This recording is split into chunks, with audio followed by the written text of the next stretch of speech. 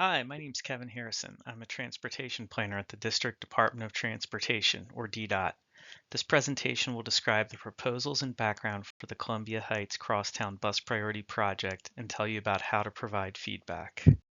The presentation will begin with a review of the project goals. We'll talk about the needs assessment, which is where we determined what the problems are that we're trying to solve with this project. Next, we'll talk about the trade-offs that come along with these proposals, and then we'll get into the details of what's proposed for the Crosstown component of the project, which is on Irving Street Northwest and Columbia Road Northwest between 16th Street and Warder Street and Park Place, respectively. Later, we'll discuss the proposals for the connections from Columbia Road Northwest to Irving Street Northwest via Harvard Street and Mount Pleasant Street that buses currently take when heading east.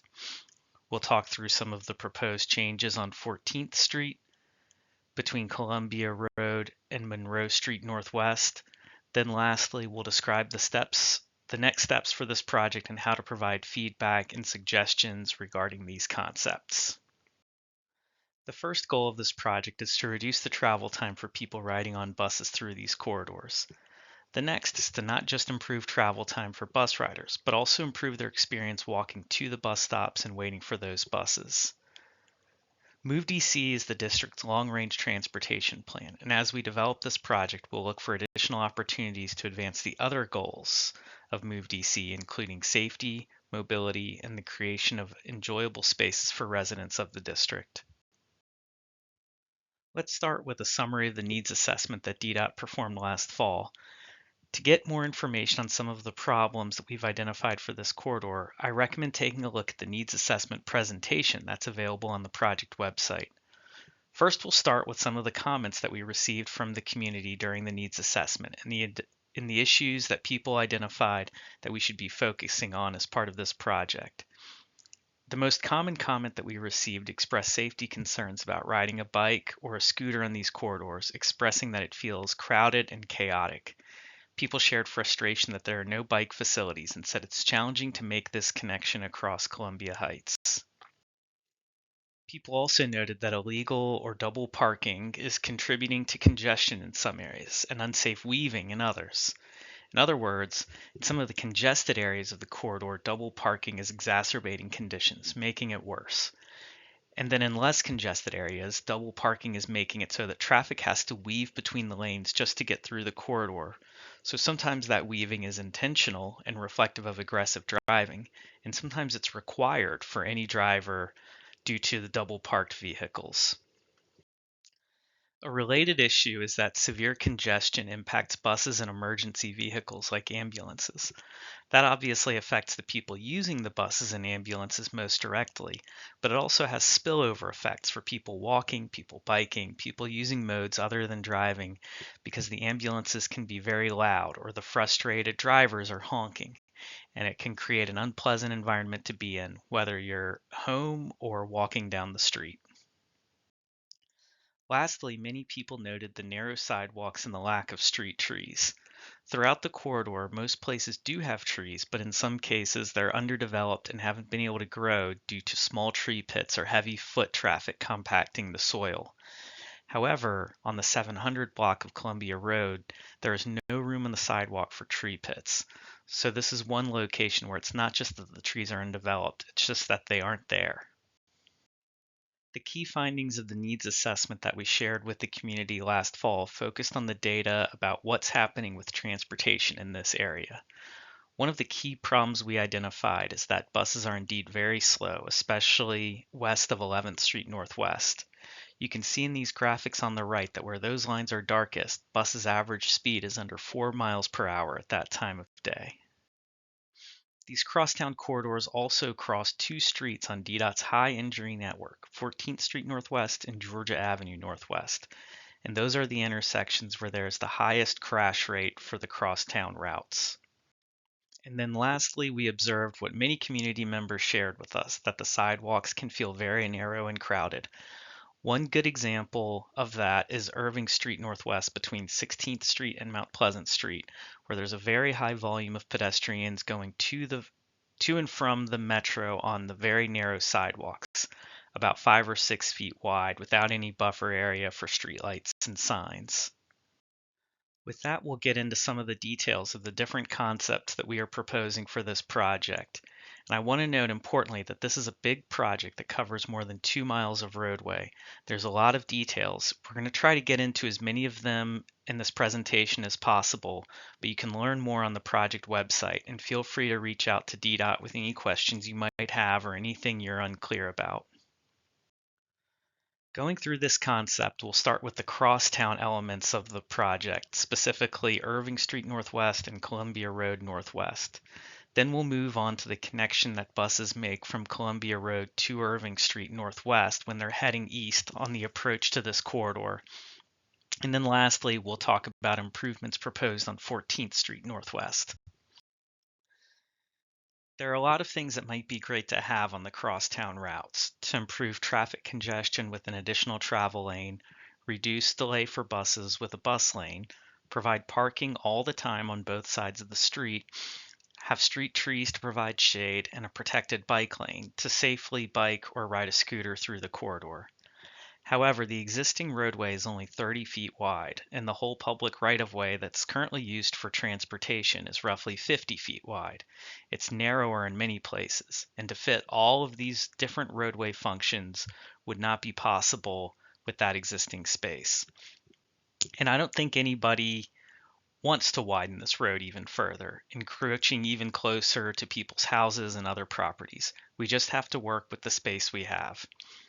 These concepts that we'll be proposing do include trade-offs, and those trade-offs are generally a reduced number of travel lanes or reduced parking. We'll provide more details on the trade-offs as we move forward with the presentation.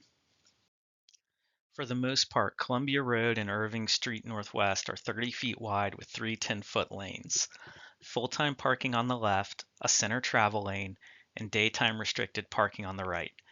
However, there are a few exceptions to this. On street sweeping days, the parking switches from the left side of the street to the right side of the street during the day. As a result, the left lane on some parts of the corridor functions as a travel lane about 12 hours per week. Irving Street, east of Georgia Avenue, was turned into full-time parking on the right side of the street in 2023.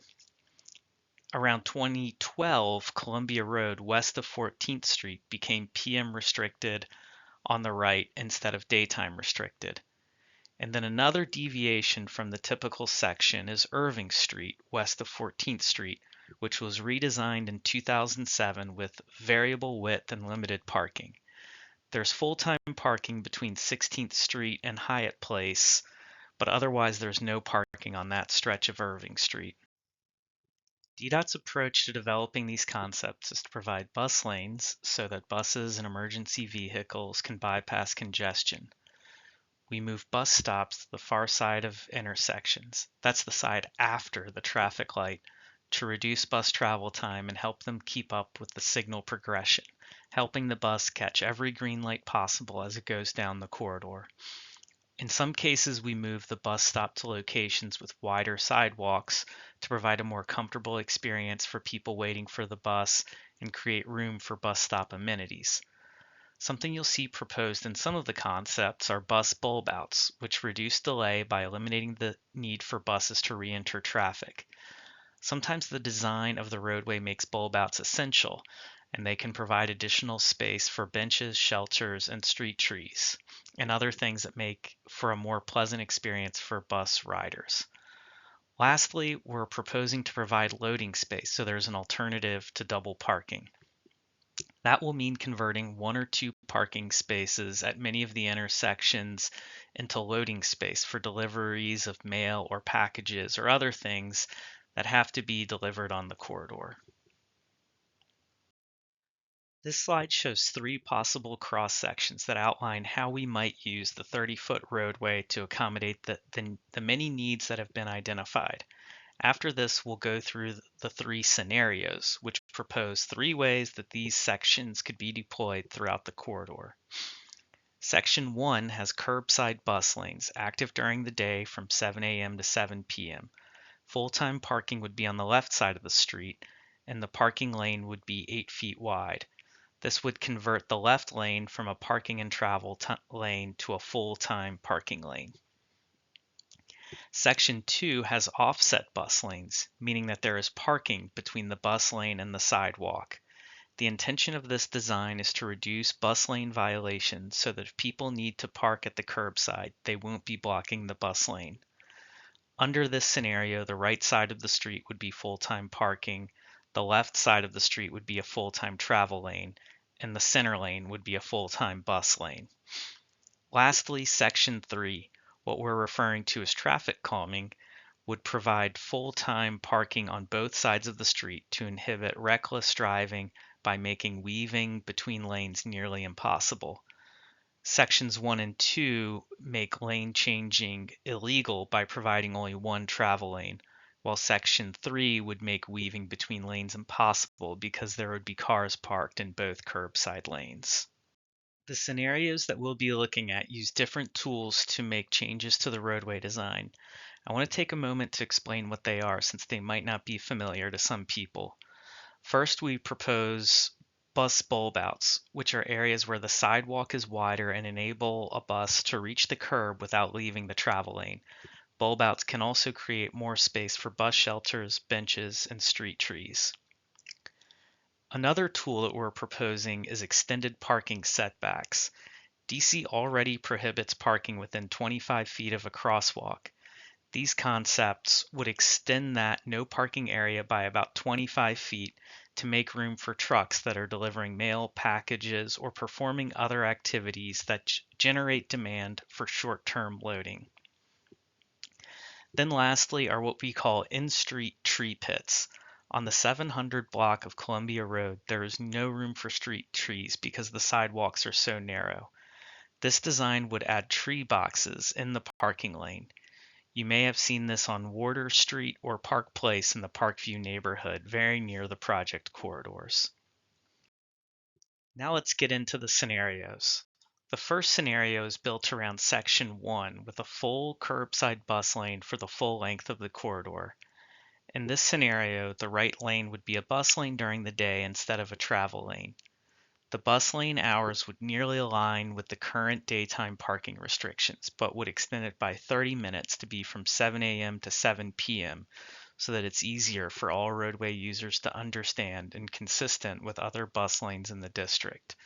The one exception to that is the bus lane between Mount Pleasant Street and 14th Street on Irving, which would be 24-hour. Parking on the left side of the street in scenario 1 would be full-time parking, and the weekly street sweeping restriction would remain in place. Additionally, we would identify 1 to 2 spots at the start of each block that would be designated as loading areas, so that if there is a need during the day for delivery trucks to stop or unload, they would have designated space to stop so that they don't use the bus lane. Scenario 2 is based on Section 2, and it would deploy an offset bus lane for the full length of the corridor. This design would put the full-time parking on the right side of the street, a full-time travel lane on the left side of the street, and the bus lane down the center of the street. The intention of this design is to minimize double parking in the bus lane and provide a 24/7 benefit to bus riders. Another detail of this design is that bulb outs would generally be required at bus stops so that the bus can remain in the bus lane. The extra sidewalk space would allow for us to build a shelter at nearly every bus stop in the corridor. And finally, scenario 3 is what we're referring to as a hybrid scenario because it combines multiple sections. In this configuration, there would be a curbside bus lane to the west of 11th Street only, the same as scenario 1, which is where the buses are the most frequent and also the most delayed.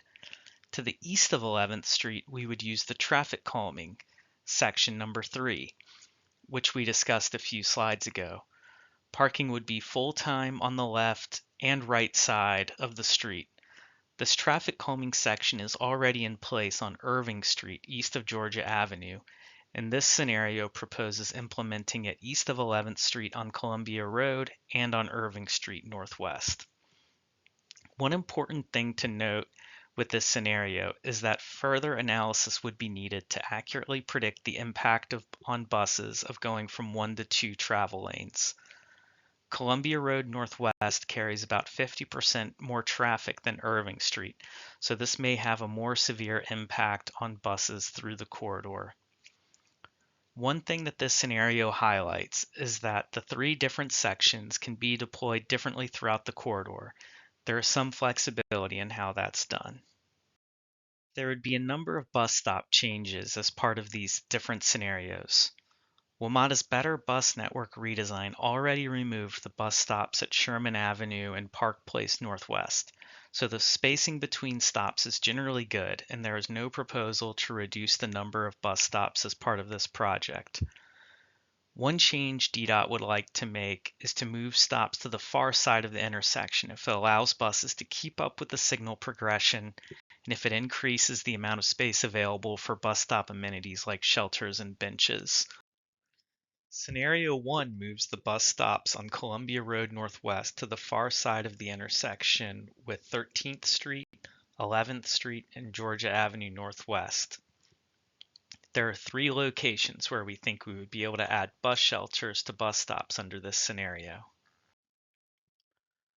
Under Scenario 2, with the offset bus lanes, we would expect to make the same changes as Scenario 1, but we would also be able to move the bus stop to the far side of 11th Street Northwest on Irving Street by constructing a bus bulb out. A bus bulb out would also allow space at that location for a bus stop with a shelter and to keep the large tree that is currently there. This scenario would allow us to put a bus shelter at every location on both Irving Street Northwest and Columbia Road Northwest, except for at 16th Street and Irving, where space is very tight. Under Scenario 3, the bus stop changes are generally similar to Scenario 1. However, Scenario 3 would also include a bulb out at 11th Street Northwest on Irving Street, as described in Scenario 2.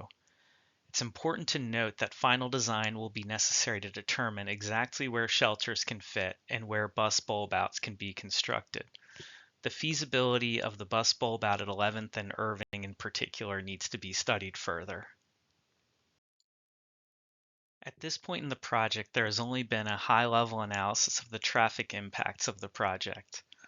All three scenarios would remove one travel lane during the day and therefore reduce the roadway's capacity by going from 2 lanes to 1. The impact of this change is generally mitigated by a couple of factors. One is that all of the intersections will still have a turn lane, which preserves the roadway's capacity for through traffic. Another is that the theoretical capacity of each intersection along the corridor, shown on the right in orange, is significantly higher than the actual capacity due to double parking. In other words, even though there are supposed to be 2 lanes on these streets, one of them is often blocked. Under each scenario, double parking would be reduced through the conversion of the second travel lane to either a parking lane or a bus lane. Generally, travel time will be longer at peak travel time, but it will be more reliable because there is a lower likelihood of double parked cars affecting travel time. A full traffic analysis of the selected concept and the results will be shared with the public in future phases of the project. This slide provides an overview of how the different scenarios compare to each other. Scenario 2 would lead to the greatest improvement in bus speed by providing the best bus facility at all times of day and every day of the week. Scenario 1 would improve bus speeds when there's the most congestion on the corridor during the day, while Scenario 3 would more narrowly focus on improving travel times west of 11th Street during the day. Generally, all of the concepts would keep the same number of bus stops, although in Scenario 2, it would be possible to put a shelter at nearly every single stop. In Scenarios 1 and 3, we would only be able to install benches at many of the stops. Irving and Columbia currently have about 676 on-street parking spaces. All of these scenarios would convert about 5 to 10 spaces to loading areas at the start of each block if possible. Scenario 1 would convert about 31 PM restricted parking spaces and 70 full-time parking spaces to daytime restricted spaces on the right side of the street. Scenario 2 would only allow parking on the right side of the street, so it would therefore reduce the number of on-street parking spaces by a little over 50%.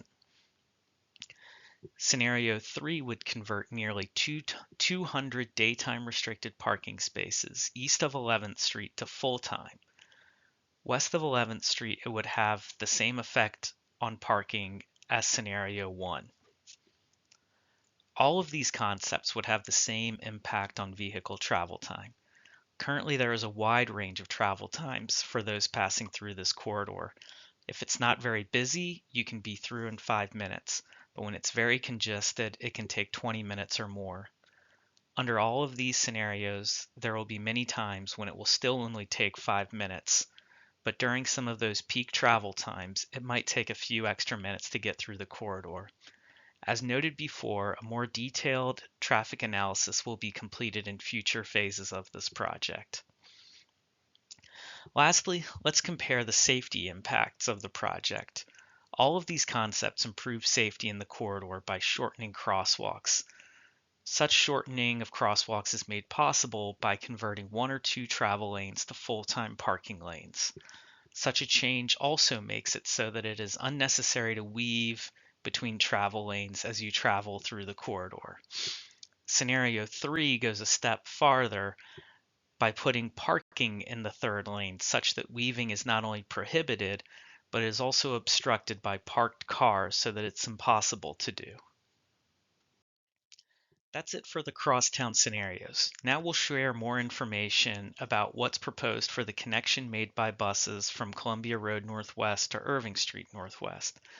The two main changes proposed are widened sidewalks on Irving Street between Mount Pleasant Street and 16th Street, and the construction of a roundabout at the intersection of Harvard Street Northwest and Argonne Place Northwest.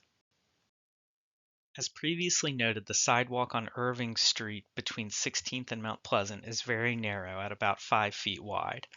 By removing 4 parking spaces on the north side of the street, it would be possible to widen the sidewalk by 4 feet on each side of the street, which would be about a 60% improvement from what's currently there. There is also an opportunity to mitigate the impact of the reduced parking availability by converting 10 daytime restricted spaces to full-time parking on Irving Street Northwest between 17th Street Northwest and Mount Pleasant Street Northwest.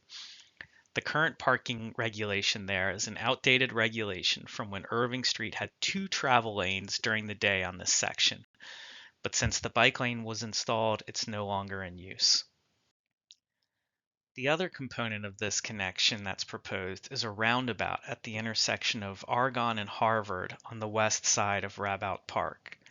The purpose of the proposed roundabout is to reduce speeding on Harvard Street Northwest heading west. The roundabout would also ease movements for buses through the stop sign at Argonne Place Northwest. Additionally, Harvard Street would be converted to one-way except for buses and cyclists between Mount Pleasant Street Northwest and Argonne Place Northwest. It would then be possible to adjust the signal phases so that the eastbound left onto Mount Pleasant Street is a bus priority signal phase that is provided only when a bus is present. Those changes would mean a shorter wait for pedestrians to cross Harvard Street and a shorter wait for buses to make the connection from Harvard to Mount Pleasant. The main proposed change on 14th Street Northwest is a northbound offset bus lane between Columbia Road and Irving Street Northwest. The other change is the relocation of the southbound Park Road Northwest bus stop to Monroe Street Northwest. The bus lanes on 14th Street Northwest are currently at the curbside for their full length.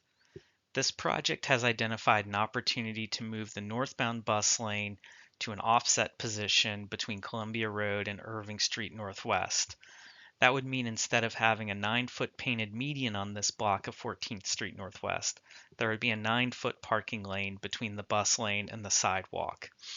That curbside space could be used for general curbside uses, including shuttles to the Washington Hospital Center laying over, and would also make it possible for buses to bypass right-turning vehicles onto Irving Street Northwest. The other proposed change to 14th Street Northwest would be moving the southbound bus stop at Park Road Northwest to Monroe Street Northwest. Currently, it's very difficult for buses to access the curbside due to high southbound right turn volumes onto Park Road, and it's also difficult for buses that access this curbside to then merge back into traffic on 14th Street. This proposal would be a mirror image of the existing northbound bus stop at Monroe Street Northwest, and a bus bulb out would be constructed to allow in-lane stops and allow buses to avoid having to merge in and out of traffic to make stops. This change would also make it so that there is more even spacing on both sides of the street between bus stops on Irving Street and Monroe Street. This has been an overview of the different changes that DDOT is proposing as part of this project. Many of the details will require further design to determine the exact configuration. For example, with regard to the bus bulb outs, the site survey will determine the size, shape, and overall feasibility of the bulb outs based on drainage, utility lines, and other site-specific constraints. The feasibility of installing bus bulb outs will in turn also affect the feasibility of bus shelter installations. With regard to traffic operations, as previously noted, a more detailed traffic analysis will be conducted for this project, during which a final determination will be made as to turn lane lengths and changes to signal timing, among other things. Now that we've shared more about what DDOT is proposing on these corridors, we will tell you more about what's next and how you can provide feedback. There are several ways to provide feedback on these concepts, but the best way is to visit the project website and fill out the survey. The survey will prompt you to provide feedback with questions such as, what do you think of the different scenarios? Is there one scenario that you support? Are there certain blocks or specific set of blocks that makes more sense for a particular cross section? Would you support designating curb space for loading in order to reduce double parking? And do you have feedback on the bus stop locations? Please note that the comment period for this project closes on Friday, December 5th. This project began in July 2024. At that point, we began requesting feedback from residents about what problems exist on the corridor, and now we would like to begin receiving feedback about our proposed solutions for those problems. Throughout this month, the comment period is open for the public to provide any feedback. After the comment period closes, we will select a concept in early 2026 and notify project stakeholders of that decision. After concept selection, we'll begin preliminary design and we will share details of that design in fall 2026. At that point, we will also issue a notice of intent to construct the selected concept, which will include a 30-day public comment period. In early 2027, we will finalize details of the design based on feedback received from the public and other stakeholders, and we anticipate construction of the project to begin in 2027. Thanks very much for taking the time to learn about the changes proposed in the Columbia Heights Crosstown Bus Priority Project. To learn more about this project and see additional details, please visit the project website. We look forward to hearing from you. Thanks.